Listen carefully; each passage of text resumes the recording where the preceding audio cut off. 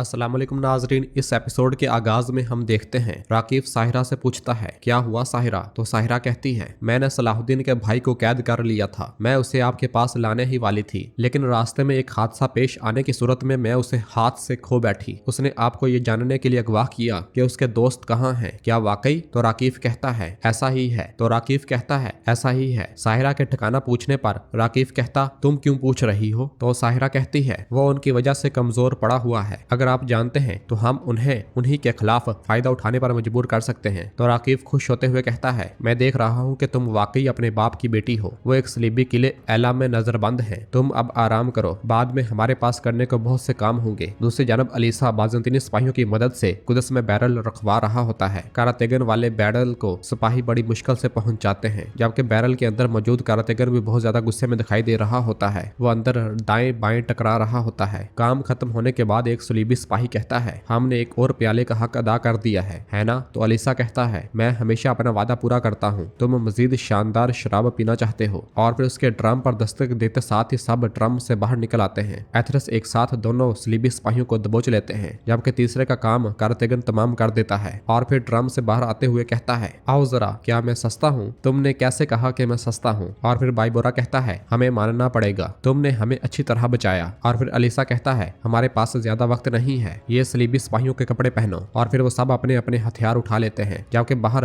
नकाब पोश बोरो सलीबी सिपाहियों पर हल्ला बोल देता है और आगे बढ़ते हुए जो भी रास्ते में आता है उसे काटता ही चला जाता है। वो भागते भागते कईयों को अंजाम तक पहुंचा देता है, मगर छतों से आते साथ ही नीचे घेर लिया जाता है। और फिर एक सलीबी सिपाही उससे कहता है अपने हथियार छोड़ दो और अपने आप को हमारे हवाले कर दो। यह सुनते साथ ही बोरो हथियार गिरा देता है। और फिर सिपाही कहता है अपना चेहरा दिखाओ। तो बोरो चेहरा भी दिखा देता है और वो किसी भी किस्म की मज़ाहमत नहीं कर रहा होता, जबकि अंदर शादी के लिए मेज सजा होता है। जोरों शोर के साथ तकरीबात जारी होती हैं। चातलियन, मैला और बालन भी वहां पर मौजूद होते हैं। और फिर चातलियन लाडगाय से कहता है ये शादियां मुझे बहुत पुरजोश करती हैं, अगर हमें तुम्हारे लिए मुनासिब दुल्हन मिल जाती तो हम फौरन तुम्हारी शादी भी कर देते लाडगाय। तो लाडगाय सबीला की जानब देखते हुए कहता है मेरी बारी भी आएगी चातलियन, फिक्र न करो। और फिर दूसरी जानब लतीफ काम करते हुए वहां पर मौजूद बाल्डोन के पास आता है, जिसने अपना हाथ मोमबत्ती पर रखा होता है। यह देखकर लतीफ कहता है शहजादे क्या आपके हाथ जल नहीं रहे? तो बाल्डोन कहता है नहीं नहीं, ये तकलीफ नहीं दे रहा। यह देखकर लतीफ उसके हाथ को देखने लग जाता है जो कि जला हुआ होता है, जिसे देखकर वो उससे कहता है मेरे ख्याल से आप इस पर बर्फ डाल दे। ये कहते साथ ही वो जैसे ही आगे बढ़ता है तो बालन लतीफ को देख लेता है और वो खुद से कहता है तुम्हारा यहाँ क्या काम है? इसी लम्हे एक सिपाही राकिब के कान में आकर कुछ कहता है, जिसे सुनकर राकिब वहां से चला जाता है। और फिर अगले मंजर में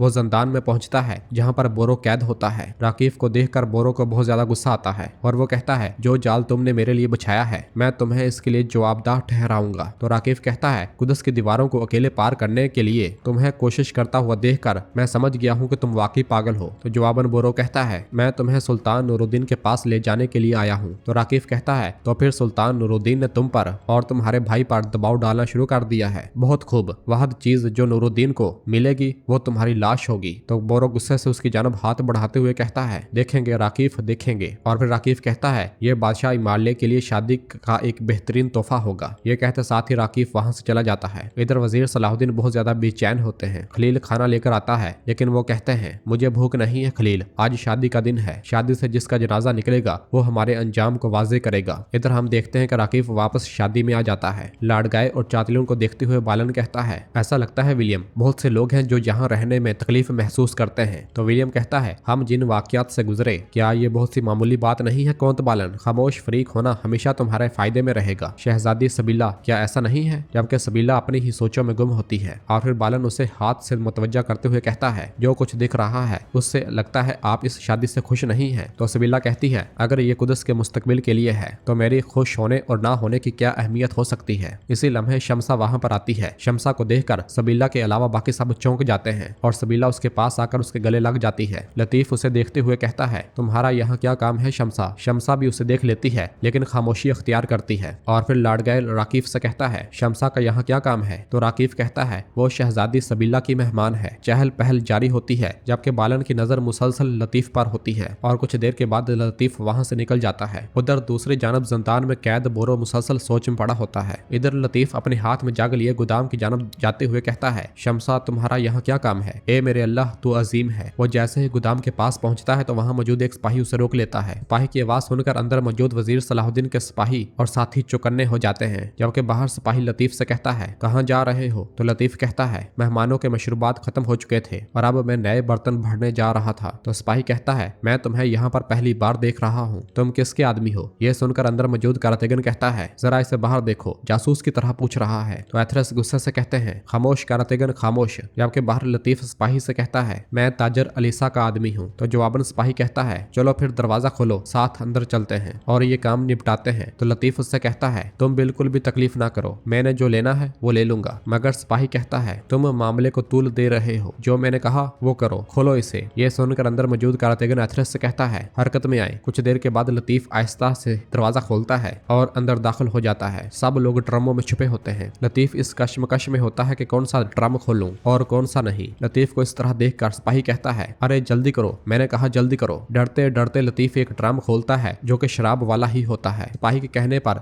लतीफ उसे डाल कर देता है। सिपाही वो शराब पी जाता है और कहता है एक प्याला और दो। यह सुनते साथ ही करातेगन ड्रम से निकलता है और उसे दबोच लेता है और वो उसकी गर्दन पर जोर बढ़ाते बढ़ाते उसे मार डालता है और फिर बाकी सब भी बाहर निकल आते हैं। एथरस लतीफ से पूछते हैं लतीफ अंदर के हालात कैसे हैं, कोई मसला तो नहीं है ना? तो लतीफ कहता है वल्लाह मुझे ये नहीं मालूम कि आप इसे मसला समझते हैं या नहीं, लेकिन शमसा खातून वो भी मेहमानों में है। यह सुनकर वो सब बहुत ज्यादा परेशान हो जाते हैं। और फिर करातेगन कहता है यहाँ पर उसका क्या काम, देखो तो सही, कभी काहिरा में, कभी यहाँ, कभी शाम में, कभी काहिरा में। और फिर एथरस कहते हैं भाइयों ये बिल्कुल भी ठीक नहीं है, अब इंतजार करने का वक्त नहीं है, शाबाश जारी रखते हैं। और फिर लतीफ कहता है मैं मजीद तवज्जो मबजूल होने से पहले अंदर जाता हूँ, आप मेरे साथ आएंगे और दरवाजे के पीछे छुप जाएंगे, तालियां शुरू होने पर ही हमला करना। यह कहते साथ ही लतीफ चला जाता है। और फिर करातेगन कहता है अगर शमसा खातून को कुछ हुआ तो हम वजीर को इसकी वजाहत नहीं कर सकेंगे। इसके साथ वो सब भी आगे बढ़ जाते हैं। दूसरी जानब हम देखते हैं कि ताजर अलीसा अपने सिपाही के साथ मोहतात अंदाज के साथ आगे बढ़ रहा होता है। सिपाही उससे कहता है जनाब मुझे उम्मीद है कि किसी ने नहीं देखा। तो जवाबन ताजर अलीसा कहता है फिक्र ना करो, किसी ने भी नहीं देखा। और फिर वो मोहतात अंदाज से आगे बढ़ते ही चले जाते हैं। उधर बादशाह इमालेग मारिया का हाथ थामे सीढ़ियों से नीचे आ रहा होता है और आगे बढ़ते बढ़ते हाल तक जा पहुंचता है। उन्हें देखते हुए सब लोग खड़े होकर उनका इस्तकबाल करते हैं और तालियां बजाना शुरू कर देते हैं। और फिर इमालेग आगे बढ़ते बढ़ते उनके करीब आता है। तालियां जोरों शोर से बज रही होती हैं और लतीफ मुसलसल दरवाजे की जानब देख रहा होता है, मगर कोई हमला नहीं होता और यहाँ तक कि तालियां रुक जाती हैं। लतीफ की नजरें मुसलसल दरवाजे पर जमी होती हैं और फिर अगले ही लम्हे करातेगन चिल्लाते हुए अंदर दाखिल हो जाता है। ये देखते साथ ही सब अपनी तलवारें बेनियाम कर लेते हैं। सलीबी सिपाहियों के लिबास में मलबूस बाइबोरा और बुजुर्ग भी अपना काम शुरू कर देते हैं। और फिर लाड़गैज चिल्लाते हुए कहता है बादशाह इमाले की हिफाजत करो। तो करातेगन खुश होते हुए कहता है जंग शुरू होने दो और गुस्से में आओ। ये कहते साथ ही वो काफरों पर टूट पड़ता है। इमाले के आगे हिसार बना लिया जाता है, जबकि उसकी आंखों के सामने ही उसके सिपाही कटते मरते ही चले जाते हैं। और फिर शहजादी मारिया कहती है खुदावंद ये क्या हो रहा है और ये कौन लोग हैं? तो इमालेग कहता है सलाहुद्दीन, ये उसके सिपाही है। और फिर लाड़गाय भी दिफा की पूरी कोशिश करता है, जबकि राकीफ खड़े होकर ये सारा मंजर देखने लग जाता है। तो नाजरीन इसके साथ ही एपिसोड इख्तिताम पजीर हो जाती है। क्या कोई शहादत होगी? क्या ये राकीफ को ले जाने में कामयाब हो जाएंगे? बोरो को क्या जिंदान से निकलवा लिया जाएगा? बहुत से सवालात हैं जिनका आप इजहार कमेंट बॉक्स में कर सकते हैं। अगर आपको वीडियो पसंद आए तो लाइक कर दें, शेयर कर दें और जिन लोगों ने अभी तक मेरा चैनल सब्सक्राइब नहीं किया वो चैनल को भी सब्सक्राइब कर दें ताकि आने वाली एपिसोड आपको आसानी मिल सके। दुआओं में याद रखें। अल्लाह हाफिज।